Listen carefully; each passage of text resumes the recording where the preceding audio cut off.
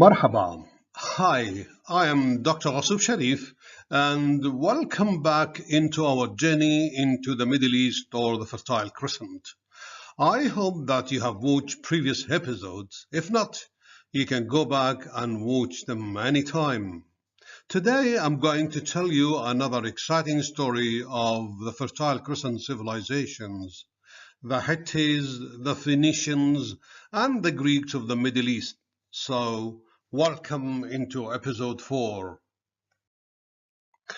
Let's begin by talking about the Hittie Empire, which existed in ancient Turkey. As you can see here on the map, they lived in the 18th century. They spoke an Indo-European language. Just their history in brief.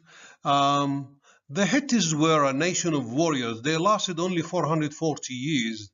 The Hittites occupied the ancient region of Anatolia, modern Turkey. They expanded their territories into an empire which rivaled and threatened the established nation of Egypt. As they challenged the Egyptians, they crossed Canaan and they challenged the Egyptians. The Egyptians destroyed Hittites in 1274 BC. I noticed that who live by the sword die by the sword. Their achievements, they developed iron war weapons. The Hittites were the first group of people to utilize iron weapons in the region. They were also the first to use advanced chariot, which we can consider they were the weapons. Okay, what is WMD? It's the weapons of mass destruction at the time, the chariots. That about the Hittites, and now let's talk about the Canaans. The Canaans, a small civilization that lived in the 4th millennium BC. Who are the Canaans? The Canaans, Hamitic people, descended of Ham bin Noah, the son of Canaan. So Canaan bin Ham bin Noah. An important fact about the Canaans, they were the first people to inhabit Palestine. As a result, it became known the land of Canaan. Some sources, they say they migrated from the southern Arabian Peninsula. Other sources, they say they migrated from the sea. But Prophet Ibrahim, who is important for the three religions, Judaism, Christianity, Islam, migrated from Ur, if you remember, in Babylon to Canaan, where he bought a house in Hebron and lived there. And the story goes on. We'll come to that later. Canaan's achievement, they established cities like Jericho, Gaza, Jerusalem, Hebron, and other modern-day cities in Palestine. They were an agrarian and peaceful society. They were the first to cultivate wheat. Now, that was about the Canaans. Let's talk about the kingdom of Israel, who survived only 121 years. The kingdom of Israel and Judah during the reign of Shaul, David, and Solomon, they were united. David ruled for 40 years. He was a great king and a prophet. After David, his son Solomon ruled. In Islam, Solomon is called Sulaiman al-Hakim, Solomon the Wise, but after his death, people revolted and the kingdom split in. So after Solomon, the king split into two kingdoms, the kingdom of Israel in the north and the kingdom of Judah in the south, as you hear. However, I would like to say that Judaism had a profound influence on Western civilization, as the Jewish Bible was incorporated into the Christian Bible as the Old Testament. The end of the kingdom and the Jewish diaspora was in 589 BC, as I said before, when Nebuchadnezzar II invaded Judah and exiled Jews to Babylon, and the northern kingdom was finally invaded by Sargon II, the Assyrian king, and this was the end of the kingdom and the beginning of the Jewish diaspora. That this has an impact on now. Palestinians and Israelis have been clashing about historical rights and so on, which we'll come to this later. That was about the kingdom of Israel. Now we will talk about very creative civilizations, which we call the Phoenicians, who lived 1200 BC. Those people, they settled on the western shores of the Fertile Crescent, modern-day Syria, Lebanon, and part of Palestine, northern part of Palestine. Those lasted for 661 years. The Phoenicians were among the greatest traders of their time. They were called the purple people because they wore purple. Actually, they were called that because they manufactured and used purple dye and exported mainly to Greece. They were also great shipbuilders. They built great ships because they were great traders. This is the fact. The Phoenicians were an enterprising maritime nation trading with cultures, nation that spread across the Mediterranean. You can see follow the red line. And they traded mainly with Greece. The Greece took many things from the Phoenicians. What is their greatest contribution? This is very interesting. We are still hooked in Phoenicians. The Phoenicians' most important contribution was a new alphabet based on phonetics. Actually, it could be the first alphabet. It's different from hieroglyphs. It's different from Sumerians' cuneiform.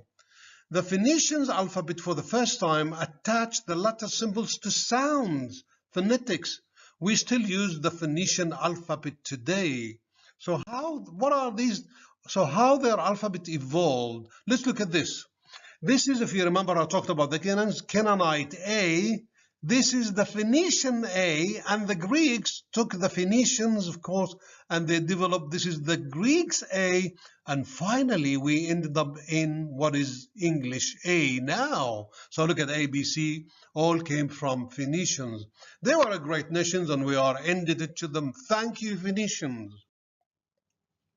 Now, I think we finished talking about Mesopotamia, but here let's talk about the Greek civilization, the great Greek civilization that existed at 1110 BC.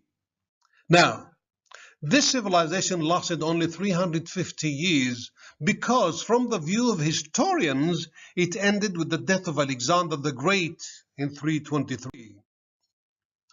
By the way, a very important fact, the Greeks are not a Middle Eastern civilization, but the invaders, they invaded the Middle East, as you can see here, if you follow the yellow line. Alexander, in his campaign and in his conquest from Macedonia to India, he came to the Middle East, and you can see he conquered Levant, Egypt, and all Mesopotamia. So he conquered the Fertile Crescent in the old days. By the way, Alexander was the most successful military commander in history, but after his death, the Greeks were finished. The Greek civilization was a thinking civilization. They excelled in medicine, astronomy, astrology, etc., and philosophy, but they learned a lot from the civilizations they came to, and they learned a lot from the Fertile Crescent civilization. You see books like Al-Majid and so on. And as a result, they left a big legacy, a big wealth of knowledge for the Middle East, which had an impact on the Middle East. The Greek contributions to Western civilization is immense. They lay the foundations for Western civilization. The West is indebted to the ancient Greek, but the West also is indebted to the Arabs who transferred the Greek knowledge to them. How did the ancient Greeks contribute to the modern world? They gave us the alphabet. They gave us democracy. If you think of the Western democracy, is based on Greek democracy. Their students, their medicine students, they produced a code of ethics which is used by doctors now. Their students they developed knowledge into the heart and the brain. The Greek civilization motivated other nations to think, and in the Middle East they built cities, libraries in the Middle East. Every 4 years you are hooked to the television watching the Olympic Games. Have you ever thought, where did the Olympic Games come from? They were introduced by the Greeks 700 BC in honor of their god Zeus. Can you believe that? Thanks to the Greeks. What else? Greece is the birthplace of thinking philosophy. And you must be familiar, you must have heard of their great philosophers, Socrates, Plato, Aristotle. Now, with relation to the Arabs and Muslims, the dwellers of the Middle East, they uncovered this philosophy. They learned from it, but they corrected, they commented on it, they improved it as well, and they preserved the Greek philosophy. It must be acknowledged that the Arabs' love of knowledge preserved the knowledge of the Greeks. The Arabs translated the Greek knowledge and philosophy into Latin, into Arabic.